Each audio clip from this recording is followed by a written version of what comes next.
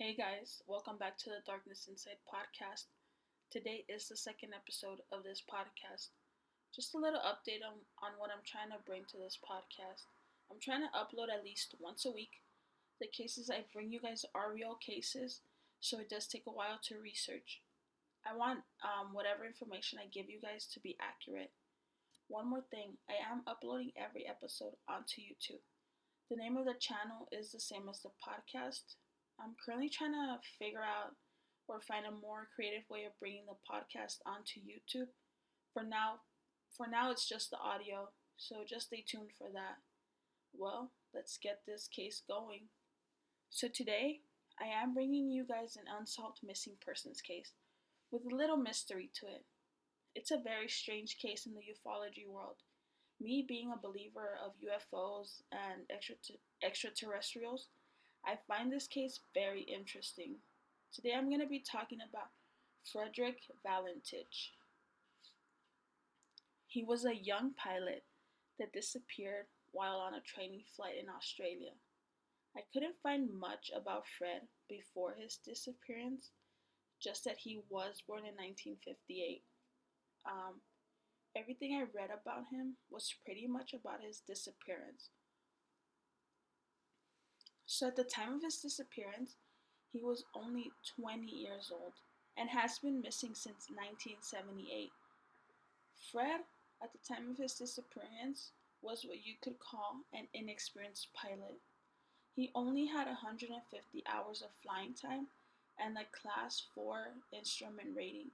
What this means is that he could only fly at night if the weather was pristine. Fred had been rejected twice by the Royal Australian Air Force because of his inadequate education. On September 1977, he did obtain his private pilot license, but what he was really working towards was a commercial pilot license. Although he was working towards this, he had failed 5 exam subjects, not once, but twice. And just a month before his disappearance, he had again failed 3 of those subjects. That's not the end of it.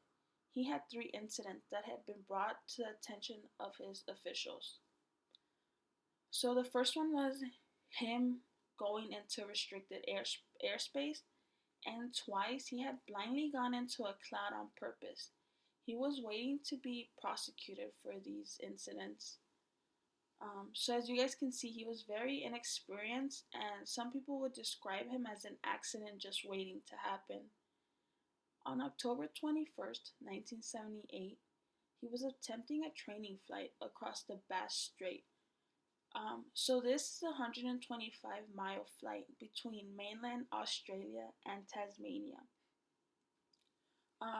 This training flight was over open water. He had done it before, but he had confessed to his girlfriend that flying over open water did make him a little anxious. On that night, Fred didn't want to take his newly fiancée Rhonda with him on that flight. He had just asked her to marry him a week before he had disappeared. The two were keeping their engagement quiet because the two planned to get married once Rhonda turned 17 in December. So the only reason why Rhonda was not with him on that flight was because she couldn't get out of work early and didn't make it on time to the airport. He decided to take off alone. Fred left Moorabbin in Victoria at 6:19 p.m. and was headed to King Island in a single-engine Cessna. At 7:06 p.m., this is when things start to get weird. He radios the air control center in Melbourne.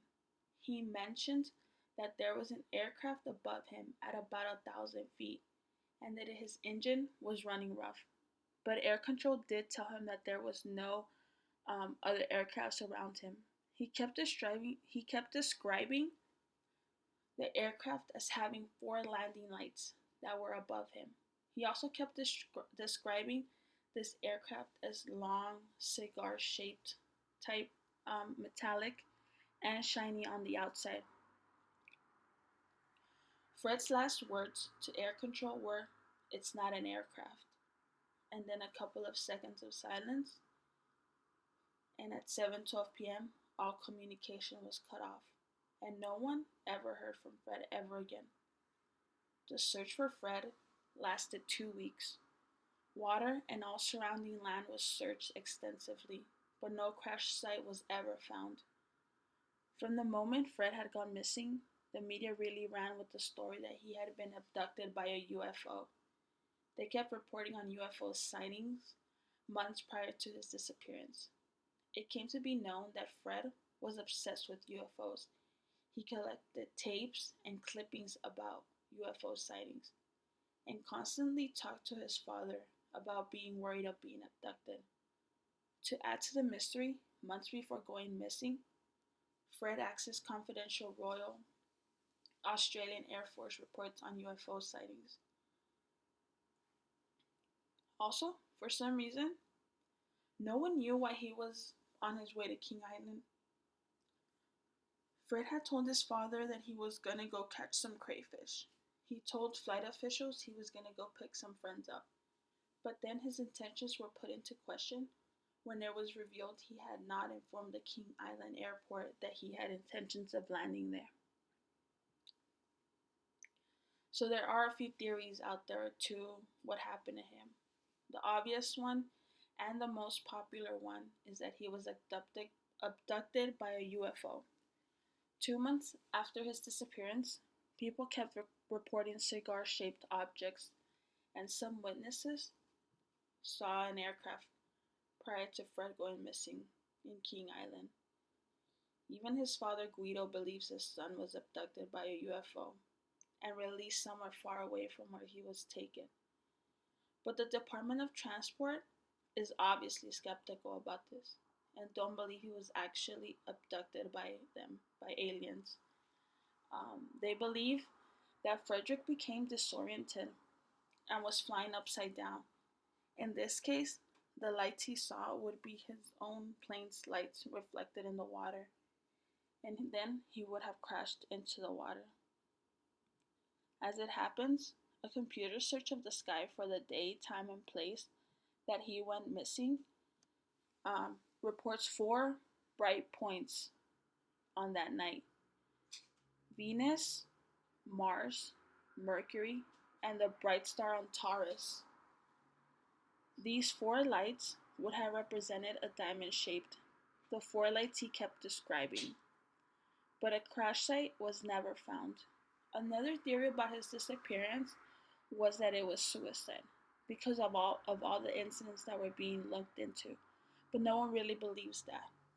His family says he wasn't depressed, and the obvious one being that he had just asked his girlfriend to marry him. Let me see. His father Guido never stopped searching for his son. He even joined the UFO team, and every year he held a vigil for his son on the day that he went missing. In 1998, his family put up a plaque in Cape Otway in his memory. It was unveiled by Steve Robbie, the last person Fred spoke to on the night that he went missing. Fred has been declared legally dead. He's been missing for almost 42 years. His body was never found, and no one ever figured out what happened to Frederick Valentich. There have been a couple of things that have been found, but it never proved anything. 5 years after his disappearance, parts of a wreckage were found, and a partial serial number, but it never proved that it was Fred's aircraft. Also, there is a mysterious picture that was taken that night showing a dark, unidentifiable object in the sky. And then they also found a farmer who came forward saying that the night that Fred went missing, he actually saw Fred's plane being carried off by a UFO, but he never came forward because he thought he would be ridiculed by his friends and stuff like that. That's just another thing that's out there that I read. Sadly, none of this ever helped find Fred though, or figure out what happened to him. His father sadly passed away in 2000, but one thing's for sure, he never stopped looking for his son. Well, guys, this case is so bizarre to me. And it's always crazy how people can just disappear like this. Let me know what you guys think. Um, if you guys want to look more into this case, there is a lot out there that you guys can look at, like the transcriptions of the air control talk that he had with the person from air control. Um, but I don't think there's any audio out there because I believe it was lost or something like that. So this is all I have for today's episode on the disappearance of Frederick Valentich. Thank you for listening and supporting, and share with others out there. See you in the next episode, and remember, beware of the darkness inside.